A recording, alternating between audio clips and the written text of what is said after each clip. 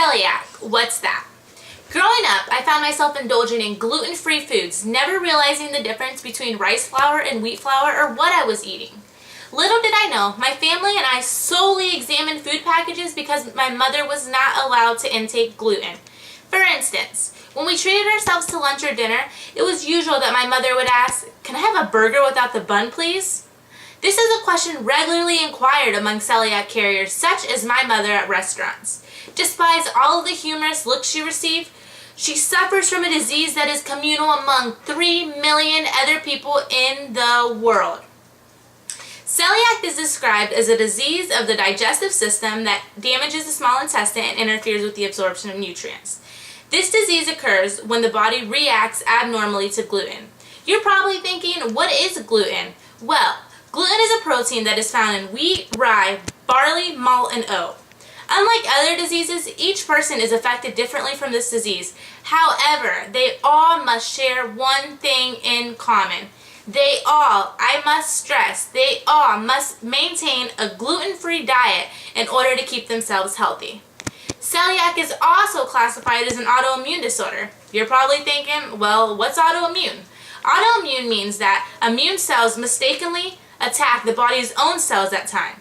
Whenever immune cells in the body sense the presence of foreign material, they produce proteins called antibodies that act to disable these foreign materials.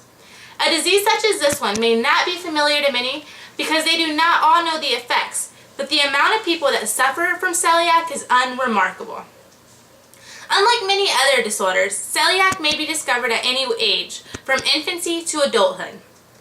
According to a journal by Warren Howe named Celiac at its Finest, he states that there are two common peaks for diagnosis. One is between 8 to 15 months and the other is between 30 to 40 years of age. The disease mostly affects people of European descent, but recent studies show that it also affects portions of the Hispanic, Black, and Asian populations as well. According to In the Clinic, Celiac Disease by Sheila Crow, it is said that 1 in 133 people have celiac disease, but only 1 in 4,700 are ever diagnosed.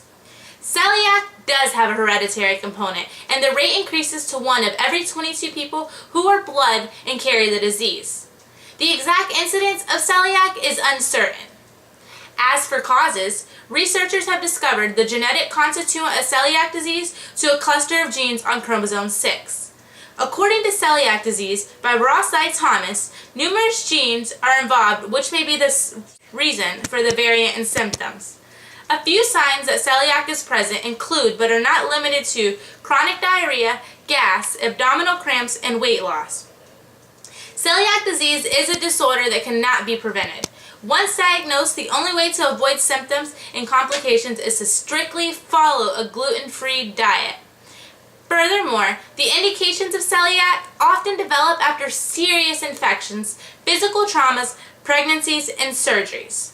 As I mentioned earlier, my mother suffers from celiac disease. In my mother's case, she was pregnant with me. She was able to eat all the pastas and breads that she wanted to up until I was born. For her pregnancy, it was planned that she was supposed to have me normal, but due to my abnormal position in her body, she had to go in for an emergency cesarean section. In this process, she remembers at a certain point that the doctors had her organs laid out on the operation table for quite a while. After her surgery was complete and in the following days, she noticed that her eating habits were irregular. It was then when she went through several tests and her doctors finally diagnosed her with celiac. To this day, my mother still consumes a gluten-free diet and does not let celiac get the best of her. After all, celiac continues to remain a disease that not many people know about, but it is still affecting the lives of 3 million others. Being a disease of the digestive system, it can also have great distress on one's life.